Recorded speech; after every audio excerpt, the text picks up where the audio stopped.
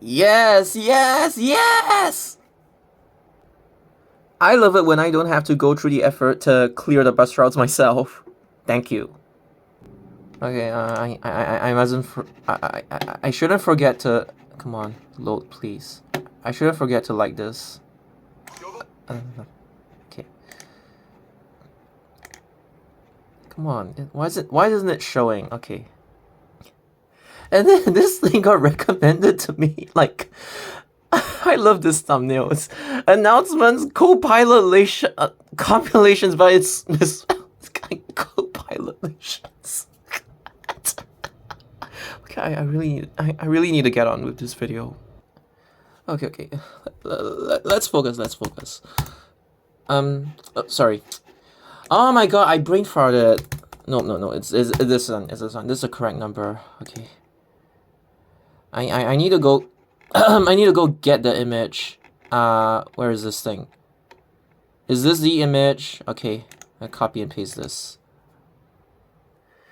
So my knowledge of Singapore buses, I mean buses operating in some place that I used to reside in, like my knowledge in general is regressing. And don't get me wrong, like if you ask me to like recall the routes of like the legacy bus services, or even some historical ones, not every single one of them, but the historical ones that I'm a bit more familiar with since I did the recreations myself. Obviously, I cannot remember like the exact route. Even the old Service 50 from like Eunos to Bukit Merah, I still kind of like struggle a little bit because I tend to get confused on like, hey, where does this bus actually go? I like the east part of the route, I completely forgot. I only remember that it's like Shenton Way, Cantonment, and then it goes into the Lengkok Bahru area and then goes to Bukit Merah. And it takes like the bottom half of the route as opposed to like the top half of the route. The bottom half of Lengkok Bahru as opposed to the top half of Lengkok Bahru. Yeah, I mean like especially the legacy routes.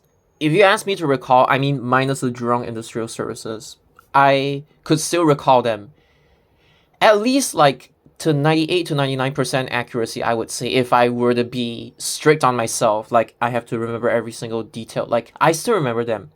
But the one thing, and the reason why I say I've been regressing, it's not just because I'm out of touch, but it's like even the amendments that like happened quite recently, I didn't even, like before I went home, right? I didn't even bother to, like before I went back to my home country, right? Like I didn't even bother to like actually remember the new routes. Like if you ask me to recall 296, I could probably trace it out on a map, but I still cannot recall the exact street names. I only know it's like what, Street 64 or something like, and then it's still rusty. Like I get the purpose of the route, but I don't remember like the exact roads or streets that it actually passes by. Like this is why I say I have been regressing, because I'm just, even regarding the stuff that only happened a few months ago or something, I don't even remember them. So the thing is, I've seen this route, like my friends have been talking about this. I don't even remember like which date it was introduced, and I mean I could just check now, but who cares, man. Let's just talk about the route. So the moment I saw this, right, conceptually it's literally just this. But that's not the main point. The one thing that I suspect about this route is that this is kind of like a continuation of a route that never got introduced. So again, for context, right, the very first feeder express bus service in Singapore, it's 804A. And that one, okay, there might have been a few more, but the most prominent example is 804A, which over the course of history later became 806. So it is, this route doesn't exist anymore. So the earliest and up till today surviving feeder express service, well, that title now goes to this route. And after this route was being introduced, right, the next route that was supposed to be introduced was actually 801X. However, like I told you guys, the reason why I got rejected is because it's due to like parking space and berth space issues at Yishun. Because I do know that 801 and 801X, they are supposed to use the same buses, and therefore you just need extra buses. Like it doesn't even really matter about parking space, right? Especially since it's going to be unidirectional. But the one issue is that you would need more berth space unless you try to do it like what SMRT does at Bukit Panjang for like 979/979X or whatever 979X has been like renumbered to. I know that they have been renumbered. It's just nobody really understands what route you're talking about unless you quote the parent service and then you put the X. Because am I supposed to just memorize things like what 4-5 something or 4-6 something? Obviously, if it's like the unique ones, like what 4-5 7 8 9. Okay, those they use the 4-5 thingies. Like they have no parent service. They were just services on their own. So that one you kind of have to like memorize. But for the services that are actually variants of existing services, like nobody really remembers 4-5 is what and 4-6 is what. And the thing is that I'm supposed to have good memory, but I don't have good memory. So basically, this one was supposed to be the first one, and then this one was supposed to be next in line. And obviously, this thing is supposed to serve like Yishun Street 42, and basically Melody Spring. Yeah, I forgot the place name. It's Melody Spring. Okay, I don't know if it's Melody Springs or Melody Spring. Okay, Melody Spring. The thing is that the reason why in the first few months of introduction of 861, the reason why it wasn't popular at first is because, okay, obviously they introduced it on a Sunday or something, right? And people wanted to go to Yishun, which is like the main hub, which is where all the shopping malls are located at. Khatib has a few amenities as well, but it's like most people wanted to go to Yishun, and 861 is more of like for peak hour people who just want to access Khatib MRT instead of like Yishun MRT. So yeah, there's that. But again, the main point is that the reason why 861 wasn't popular at first was because people preferred to go to Yishun, the main hub, as opposed to Khatib, which is like the side hub. So when you extend the discussion to this, initially they wanted 801X because it took them to the main hub, as opposed to a conceptual 861X that takes them to like a side hub, which is Khatib. So obviously when this one got rejected, right, it kind of now, I believe the rejection of 801X has something to do with the reason why this service like even became a thing in the first place. Or maybe it's the other reason could probably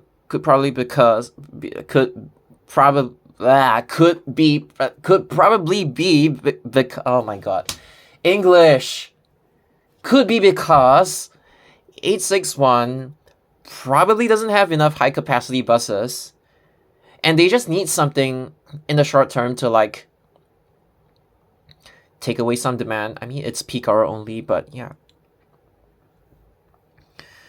Honestly, I think 861, this kind of route suits bendies a lot more, but there are routes that need bendies more urgently than 861. I would say even 805 needs them quite. 805 needs bendies quite badly. Okay, but that's not relevant in this context. So yeah, two reasons. The feeder express to Yishun got rejected, so they thought of one to Khatib, and they decided to make it something similar to 861 to take away some load from 861. So I believe this is the case, unless somebody working in the industry could say, hey, there are more reasons, or my reasons aren't correct, then feel free to correct me. Because the thing is, I knew about the existence of 801X, and then if you ask people inside, they will tell you that there used to be some sort of plan regarding this, but unfortunately it got shelved. So this thing existed, but obviously if you want to learn more about the reasons why this got rejected or this got this got green lighted. I was about to say crayon, but green lighted. It's like how they wanted to extend this to tengah, but instead they rejected this, and then because of the existence of this.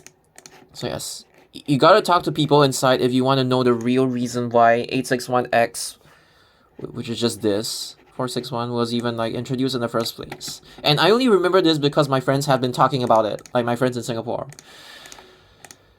Okay, then the next thing I noticed is the express sector, because 861 usually uses Yishun Ring Road, and then this thing just my friends were kind of like bitching about this until I explained to them that like the reason why they sent it through Yishun Avenue 1 as opposed to Ring Road is because if you look at Ring Road, it's not like every single junction is like that, but there are more cross junctions. Like there's one Ring Road / Avenue 4. And then there's also Ring Road Avenue 11 as well. Whereas Yishun Avenue 1, it's more of like a T junction. I know some junctions, they would become cross junctions in future. I don't know which one. I forgot which ones because I don't bother to remember. I only, depending on how Miltonia develops, they yeeted the country club golf course to build more flats, basically. In the grand scheme of things, right, I honestly think, as sad as it is, it's still better than cutting down forests to build flats, right? But the main point is that because Yishun Avenue 1, I'm not saying that there's absolutely no traffic, but it's like traffic tends to flow better. Yishun Avenue 1 has more lanes than Yishun Ring Road, and Yishun Ring Road, there's like that stupid roundabout that like slows you down. It's kind of like Yishun Ring Road is meant to be like a neighborhood road, and then Yishun Avenue 1 is supposed to be like one of the main roads. So they thought that this thing would be faster, so they're like, oh, okay. And then for AM peak, you put them at the side of the MRT. PM peak, you make them cross the overhead bridge, which is like fair enough. So this arrangement actually works. And then besides Yishun Avenue 1, I also noticed something, which is Yishun Avenue 6. Now, this part of Yishun Avenue 6, I believe is served by CDS. So you have a choice to go to Khatib and take North-South Line or take the CDS. And then there's also 806 that takes you to Yishun. But does 663 actually skip Khatib? Okay, never mind. You would pay express fares anyway. I mean, because there's like I would say inadequate. It's like, it's not really a pressing issue or anything, but it's like if you're along Yishun Avenue 6 as opposed to like inside Yishun Street 42, right, you would have like inadequate access to sorry, you would have inadequate access to Khatib. So essentially they just gave you one more service. And then I know geographically going via Yishun Street 41, like basically 861's normal route, is faster geographically, but when you take into account like the whole traffic junctions and the fact that like you would want people to alight at the correct side of the MRT, you know Lakeside, right? I've talked about 240, 246, 49, opposite side or this side. You would, for AM peak, you want them on the correct side, and for PM peak, you make them cross the overhead bridge, which is like technically the best arrangement for that, because it's like, in terms of like so-called hub and spoke, right? You put people, you alight people at the bus stop. The MRT is just like right there, and you don't really want to make them like cross the bridge unnecessarily. It's like people are in a rush, so the correct side should be for AM peak, and then the opposite side should be for PM peak. So this is just how like it works, and it's supposed to work. I talked about this before. And the thing about this is that I already knew this for quite some time, from quite some time ago, even before it was publicly announced, so nothing special. I've even heard some like internal tea regarding the transfer of like Thomson East Coast Line to another operator. Okay, but the thing is, right, it involves like, I'm not gonna say too much, but it's like the contract's kind of like, it revolves around whoever takes Thomson East Coast Line, whoever takes Jurong Region Line, whoever takes Cross Island Line, and everything is like related to. And then Serangoon Eunos bus package, it kind of like, it's supposed to tie into like all of that, and then there's like negotiations behind the scenes. So it's kind of like,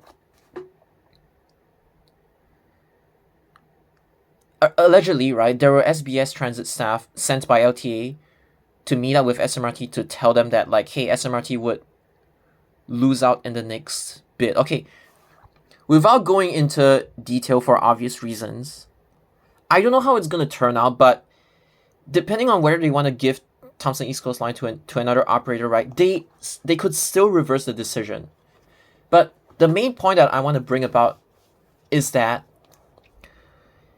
okay, maybe during the start of I mean, I don't agree with the whole idea about BCM in general, but it's like during the start of the very, very beginning of BCM, right? Okay, the bids were like slightly more fair, like they were evaluated like a lot more fairly.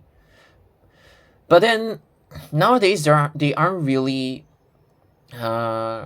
letting other bus operators bid and then win so easily, because they think that like, oh, we want to cap the number, we want to put a cap on the number of like operators, I mean bus operators, right? As we're talking about BCM. So it seems like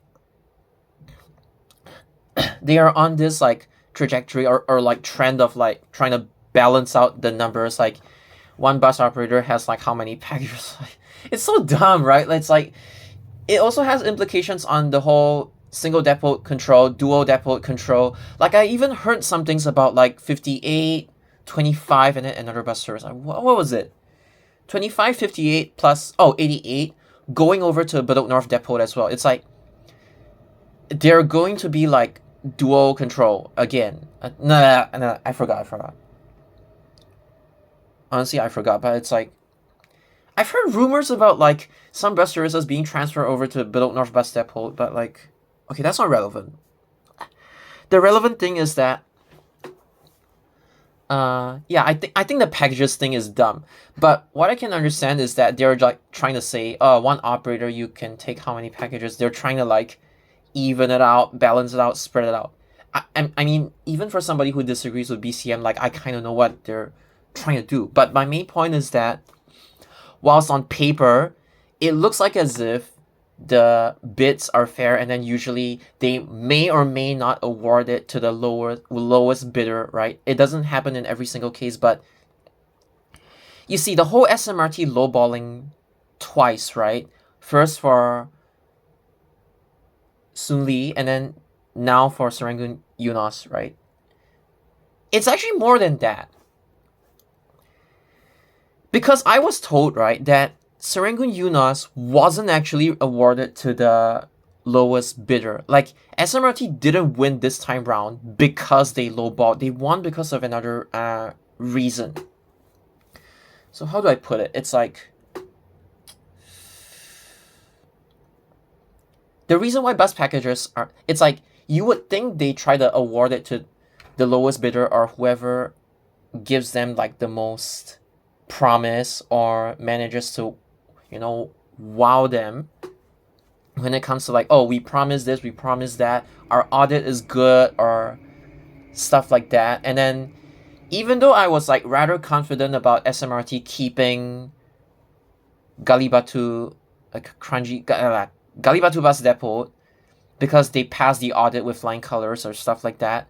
But when you talk about like the packages as a whole, right, be it bus or train, like as when you see them like, you know, big picture, it might actually be better for SMRT to forego KCD and just focus on retaining Woodlands as a whole. Because SMRT's stronghold is Woodlands. Nobody is able to manage Woodlands better than SMRT does. And the thing is, like, I don't know if SBS knows how to operate 190. I know historically, like, I'm not ignorant, I'm not blind, okay? I know, the thing is that a lot of, like, these Singapore bus commenters, they tell me that, like, hey, about Singapore's bus history, you know, this bus service used to, 106 used to be from Serangoon, right? Without realizing that 106 under SBS actually originated in Serangoon Garden Circus, and then Serangoon, quote-unquote, Central Bus Interchange was only a later amendment. It's like, the people who are trying to correct me about their own country's history, they obviously didn't read up as much as, like, I have read up, okay? So they are in no position to say that, like, do you know that SBS used to operate 190? It's like, yeah, I know. The thing is, but at the same time, many years has passed. I don't know if SBS is confident enough to operate 190. They don't even have to worry about 302 because I think that bus service is, like, probably, it's bound to get downsized in favor of pumping more buses to 979, 979X, and then in future there is also going to be, like, a downtown line station there. So obviously it reduces the need for people to hop on board 302 unless they want to go to Choa Chu Kang. So obviously, I think in future I can confidently say that, like, whenever that DTL station opens, right, you keep 302, you don't change the route, but you probably can downsize it to, like, a full single-decker fleet and then get away with it. I'm just saying. So yeah, I think SMRT should just focus on Woodlands because that one is a site that needs the bendies, but unfortunately, they have no money now, so the bendy bus purchases, as well as several bus extensions like 121 to Marina Center and 966 to Geylang Lorong 1, they have been indefinitely delayed until they are able to acquire the funds needed for the procurements or extensions. So just take it as that. I was disappointed. It's like, whatever the intels have been saying were true. Like, there was actually an attempt to purchase, but then they realized, oh shit, we don't have enough money. So they're putting it on hold right now. Which is sad, but at least the provisions are still there. Like Ang Mo Kio Depot having 50 bendy bus lots, right? That's just one piece of visible evidence that you have. And I even told you about, like, the whole Pasir Ris ITH getting rejected when it comes to bendy bus deployment, and they're going to focus on Tampines, right? Yeah, stuff like that. But, we'll just wait and see, like, 5 or 6 years down the road. I mean, that's their deadline anyway. So, anyway, okay, back to the packages, right?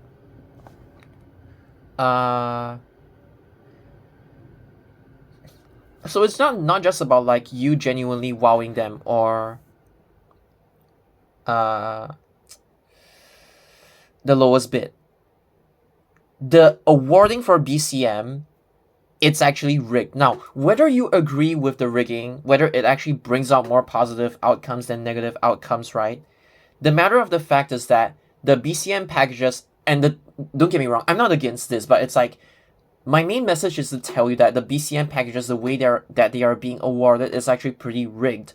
And it's not just like, oh, one package, I see it as one package, like, be it bus or train. No, they see it like big picture. So anything that happens in terms of, like, awarding a train package to a certain operator based on NRFF or whatever that's called, or one bus package to a certain operator, right? Sometimes it goes hand in hand. And then there's even conflicting stuff about, like, how SMRT is able to take both Circle Line KCD, Kim Chuan Depot, and Serangoon Eunos bus package due to some internal ruling, but they're not able to take TEL plus Mandai Depot because apparently it exceeds capacity. It also has got something to do with, like, what kind of, like, contracts or tenders they are, like, the nitty-gritty details that I don't want to go into, because even if I went into it, nobody would understand anyways. So, and I'm not the best at, like, explaining things that comes to tenders and contracts, and typically this is, like, way more quote-unquote secretive, as not because I don't want to leak it, but it's technically more secretive as compared to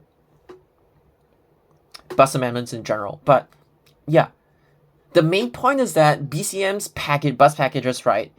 It's all rigged. And the reason why Serangoon UNOS was awarded to SMRT wasn't because they lowballed, but the one big hint that I'm going to tell you again, it's not finalized, they could still reverse the decision, but the main reason why SMRT was being awarded Serangoon UNOS bus package is because it actually ties into some other negotiations regarding who gets to take which MRT line in future.